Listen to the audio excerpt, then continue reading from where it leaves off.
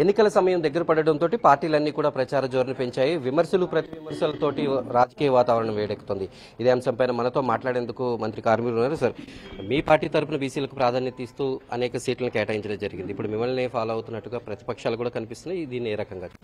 మమ్మల్ని ఫాలో అవ్వలేరు, వాళ్ళ వల్ల కాదు. ఎంచేతంటే ఇవాళ శ్రీకాకుళం తీసుకోండి, విజయనగరం తీసుకోండి, వైజాగ్ తీసుకోండి, రాజమండ్రి తీసుకోండి, నరసాపురం తీసుకోండి, ఏలూరు మా అబ్బాయిని తీసుకోండి, అలాగే నరసరావుపేట తీసుకోండి, ఇంకా పైకెళ్లి కొలిది ఇవాళ బీసీలు ప్రభంజనంగా ప్రతి ఒక్క అన్ని క్యాస్టుల్ని కలుపుకుంటూ జగన్మోహన్ రెడ్డి గారు ఇవాళ ఎమ్మెల్యే సీట్లే కాదు, ఎమ్మెల్సీ సీట్లే కాదు, రాజ్యసభ ఇవాళ తల ఎక్కడ పెట్టుకోవాలో తెలుగుదేశంలో చంద్రబాబు నాయుడు అని ఎవరైనా రాజ్యసభకి 3 సార్లు ముఖ్యమంత్రి చేసి బీసీలకు వెన్నుదండుగా ఉన్నాం మేమే అని చెప్పే చంద్రబాబు నాయుడు ఇవాళ తల ఎక్కడ పెట్టుకుంటాడని నేను అడుగుతున్నాను. ఇవాళ బీసీలకి ప్రాధాన్యత ఇచ్చి వచ్చిన 4 సంవత్సరాల్లోనే 3 సంవత్సరాల్లోనే జగన్మోహన్ రెడ్డి గారు ఇవాళ రాజ్యసభకి ఏదైతే బేరా మస్తాన్ యాదవ్ని పంపించారు, మరి మోపిదేవి వెంకటరామన్ని మన మత్స్యకారుల నుంచి పంపించారు, ఏదైతే చెట్టుబల్జీలకు సంబంధించి మన పిల్లి సుభాష్ చంద్రబోస్ గారిని పంపించారు, 2 రాష్ట్రాల్లోనూ బీసీల తరఫున పోరాటం చేస్తున్న ఏదైతే ఆర్ కృష్ణని పంపించారు, ఇదే కాకుండా మన గొల్ల బాబురావుని మొన్న కూడా రాజ్యసభ పంపించిన ఘనత అది ఎస్సీకి పంపించారా, బీసీని పంపించారా,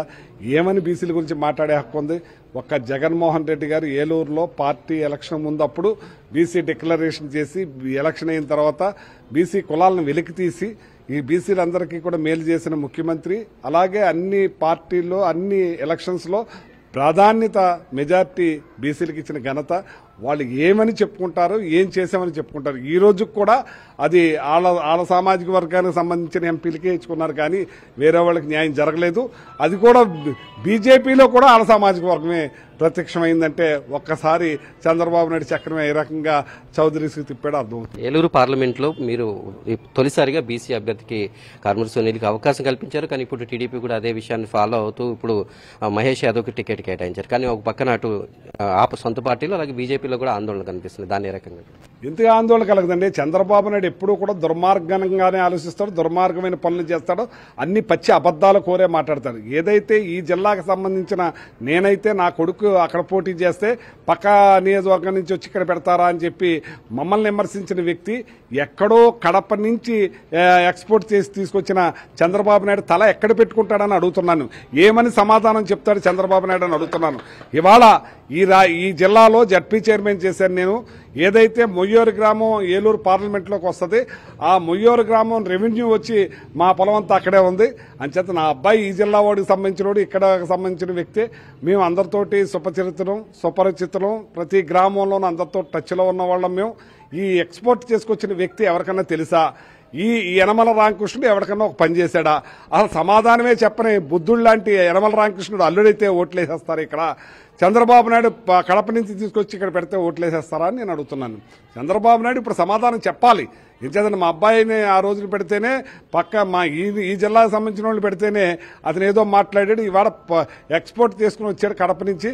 దానికి చంద్రబాబు నాయుడు సమాధానం చెప్పాలి. వాలంటీర్స్ చుట్టూ కూడా ఇప్పుడు రాజకీయం జరుగుతోంది. వాలంటీర్స్ని ఎన్నికల ప్రచారానికి ఉపయోగిస్తున్నారు, వాళ్ళు ఈ ఓట్లు వేయించుకునేందుకు ఉపయోగిస్తున్నారు అనేటటువంటి విమర్శలు ప్రతిపక్షాలు చేస్తున్నారు. దాన్ని ఇంకా ఏడవలేక మధ్యలో దరువు అని చెప్పి ఇదే ఏడుస్తూ ఉంటారు. వాళ్ళకి ఇవాళ ఓట్లే కరువు అయిపోయినాయి, ప్రజలే కరువు అయిపోయారు, వాళ్ళ నాయకులే కరువు అయిపోయారు. వాళ్ళ సభలే చూడండి, సిద్ధం సభను చూసి పులి నక్క వాతలెట్టుకున్నట్టుగా తాడేపల్లిగూడెంలో సభ 10 ఎకరాల్లో పెడితే కూడా 26,000 మంది వచ్చారు. వాళ్ళ సిగ్గు సేటు.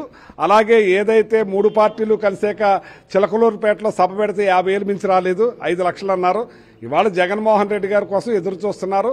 రావాలి జగన్, కావాలి జగన్, మేము సిద్ధంగా ఉన్నామని ప్రతి ఒక్కళ్ళు తెలియజేస్తాం. ఎన్నికలకు ముందు ఇప్పుడు విశాఖలో దొరికినటువంటి డ్రగ్స్ కూడా తీవ్ర కలకలం సృష్టిస్తున్నాయి. దీనిపైన రకరకాల ప్రచారాలు అనేవి జరుగుతున్నాయి. మీ పార్టీ అంటూ దీని రకంగా అస్సలు విషయం ఇప్పుడు బయలైంది. చంద్రబాబు నాయుడు నీచి కృత్యాలు, ఆయన సొంత మనుషులు చేసే పనులు ఇప్పుడు బయటపడ్డాయి. అసలు గంజాయిని పెంచి పోషించిందే చంద్రబాబు నాయుడు అనుయులు, ఆ తోటలు పెంచిందే ఆయన అనుయులు. దాన్ని విస్తరించటమే కాకుండా ఇంకా పెద్ద ఎత్తున చంద్రబాబు నాయుడికి సంబంధించి మా బాలకృష్ణకు సంబంధించి పురంధేశ్వర్ గారికి సంబంధించిన వ్యక్తి డైరెక్ట్ కంటైనర్లోనే నైజీరియా నుంచి తెప్పించి స్మగ్లింగ్ చేసే మన హెరాయిన్ ఇవన్నీ కూడా చేస్తున్నారంటే, కోట్లాది రూపాయలు కొల్లగొట్టాలని చూస్తున్నారంటే, ఏదైతే అమరావతిలో కోట్లాది రూపాయలు కొల్లగొడదామని చూస్తారు రియల్ ఎస్టేట్ పరంగా, అది బ్రేక్ అయ్యేటప్పటికీ ఈ చంద్రబాబు నాయుడు ముఠా ఈ రోజున ఈ దొంగ ఇది డ్రగ్స్ కి పాల్పడుతూ ఈ దేశాన్ని దోసేయాలని చూస్తున్న చంద్రబాబు నాయుడు కుట్రలో వాళ్ళ అనుయులు బయటపడింది. మీరు ఎన్నికల ప్రచారంలో అన్ని గ్రామాల్లో తిరుగుతున్నారు. అయితే జనసేన టీడీపీ కలిసి వెళ్లడంతో కాపుల ఓట్లు చీలేటటువంటి అవకాశం ఉందనేటువంటి ఎక్కడైనా మీ కార్యకర్తలు అంటున్నారా? ఆ ప్రభావం ఏ రకంగా ఉండబోతుందని వాళ్ళు మీకు దృష్టి తీసుకున్నారు. ఇవాళ ఏదైతే చంద్రబాబు నాయుడు గారికి జతకట్టారో పవన్ కళ్యాణ్ గారు, చంద్రబాబు నాయుడు కాకుండా పవన్ కళ్యాణ్ ముఖ్యమంత్రి అవ్వాలన్నది మా కాపులందరి తపన.